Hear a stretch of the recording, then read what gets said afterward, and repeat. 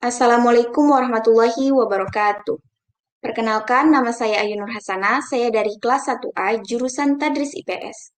Saya membuat video ini untuk memenuhi tugas UTS pengantar sejarah dari dosen pengampu Bapak Nurdiansyah MPD. 1. Coba Anda jelaskan mengenai konsep dasar ilmu sejarah dan pentingnya kajian sejarah bagi studi IPS. Yaitu sebuah pemikiran awal yang dijadikan pedoman dan dikembangkan dalam ilmu sejarah untuk mengetahui kejadian atau peristiwa pada masa lalu. Dan pentingnya kajian sejarah bagi studi IPS adalah: 1. Sejarah sebagai kritik terhadap generalisasi ilmu-ilmu sosial. Kedua, permasalahan sejarah dapat menjadi permasalahan sosial.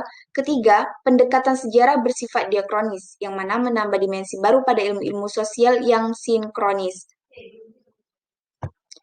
Pertanyaan kedua, uraikan faktor-faktor yang mempengaruhi proses Islamisasi di Indonesia, serta sebutkan teori-teori kedatangan Islam di Indonesia. Faktor-faktor yang mempermudah proses Islamisasi di Indonesia adalah: 1. Islam disebarkan melalui perdagangan. 2. Islamisasi melalui perkawinan. 3. Islamisasi melalui pendidikan. 4. Islamisasi melalui kesenian. Teori-teori kedatangan Islam di Indonesia adalah: 1. Teori Gujarat. 2. Teori Persia. 3. Teori Mekah. 4. Teori Cina. Soal nomor 3, coba jelaskan dan uraikan bagaimana peran ulama dalam kerajaan Islam di Nusantara. Peran ulama tak hanya dalam menyiarkan agama, tetapi juga dalam politik. Keberadaannya mengukuhkan kekuasaan politik, sedangkan dalam bidang hukum, ulama memegang peran sentral dalam membuat regulasi dan menentukan kehidupan keagamaan umat Islam.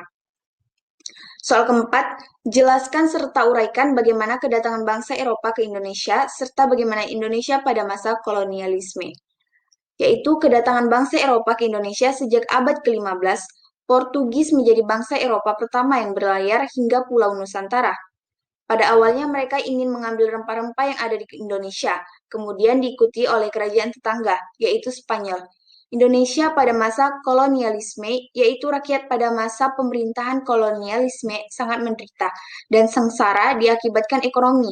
Kolonial menerapkan sistem monopoli, utamanya pada bidang perdagangan, sehingga kemampuan ekonomi masyarakat pribumi dipangkas habis-habisan.